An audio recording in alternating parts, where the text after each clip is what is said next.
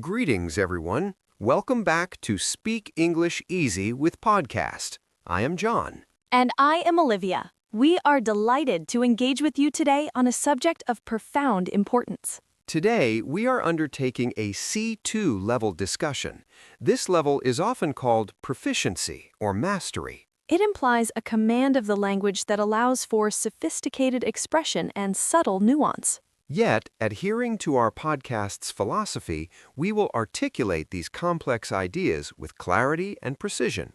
Our topic today is perhaps the ultimate human question: how to change your life. It is a sweeping topic. It covers metamorphosis, personal evolution, and the fundamental shift of one's paradigm. Metamorphosis, that is a beautiful word. It refers to a complete transformation, like a caterpillar becoming a butterfly. Exactly. We are not merely talking about small adjustments, but about a radical reinvention of the self. So, John, where does true change originate? Does it come from external circumstances or internal introspection? I would argue that sustainable change is invariably internal. It begins with introspection. Introspection, the act of examining one's own thoughts and feelings, looking inward. Precisely. You cannot change your life until you understand your current reality. You must diagnose the dissatisfaction. Whatever resists persistence, if you ignore the problem, it remains. You must confront it with radical honesty. Let's discuss the concept of the catalyst. A catalyst.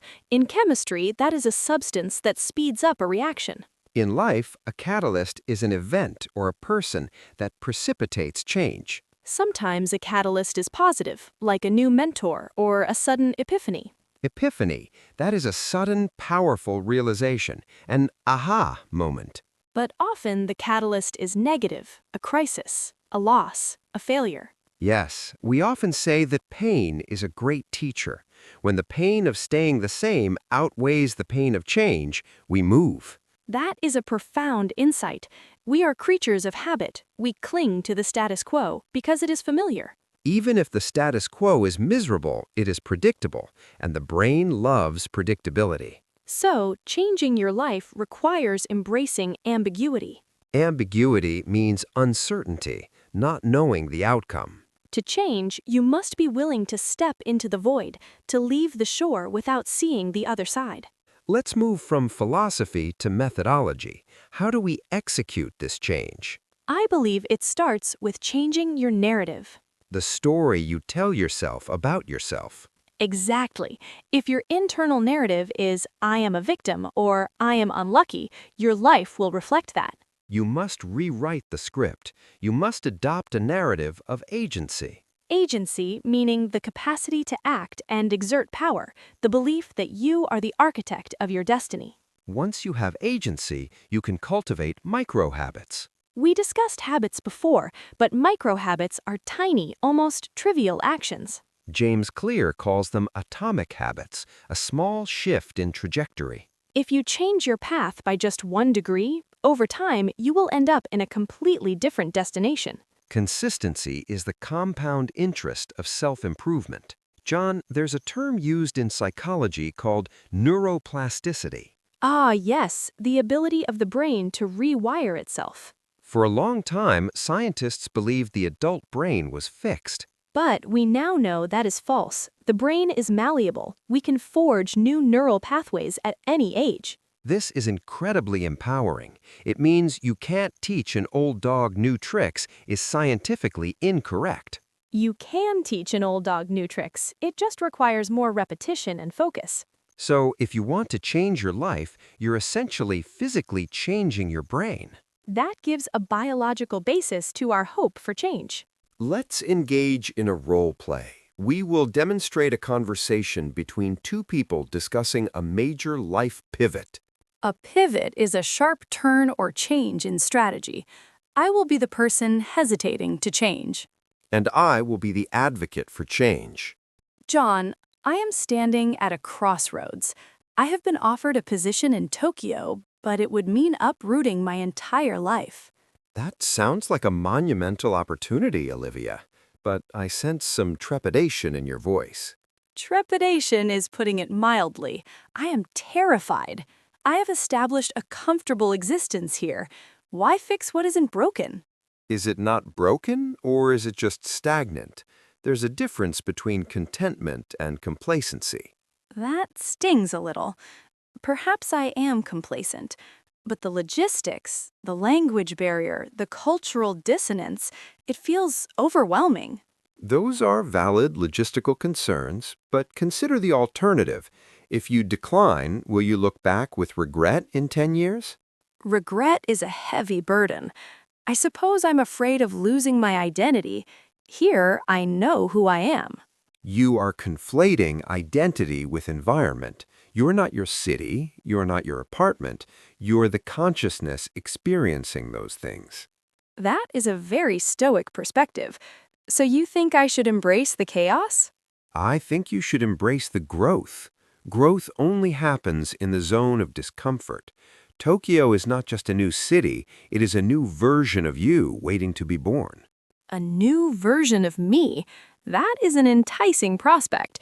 Perhaps it is time to shed this old skin. Leap, and the net will appear. That was intense. We used some strong vocabulary there. Complacency, a feeling of quiet pleasure or security, often while unaware of some potential danger or defect. And dissonance, a lack of harmony or agreement. Cultural dissonance is feeling out of place in a new culture. And conflating, combining two things into one error, confusing them. These words allow you to express the complexity of human decision-making.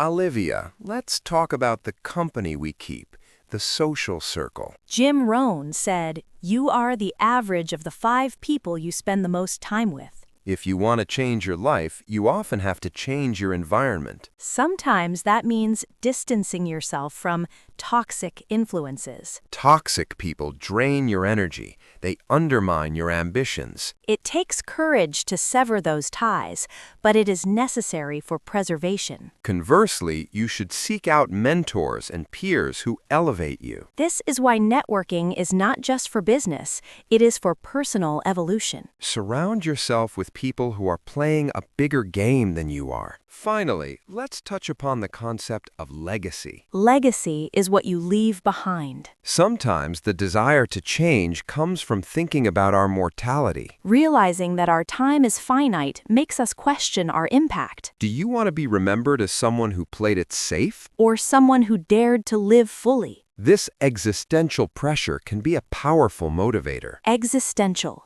relating to existence and the meaning of life. Changing your life is ultimately about aligning your actions with your deepest values. It is about integrity, being whole. Let's summarize the pillars of changing your life we discussed today. 1. Introspection. Look inward to diagnose the need for change. 2. Agency. Believe you are the architect of your fate. 3. Neuroplasticity. Trust your brain's ability to rewire. 4. Environment. Curate your social circle. 5. Action.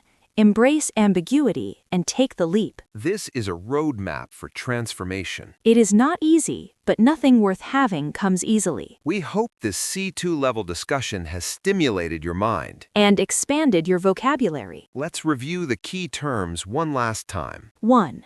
Metamorphosis. A complete change of form or nature. 2.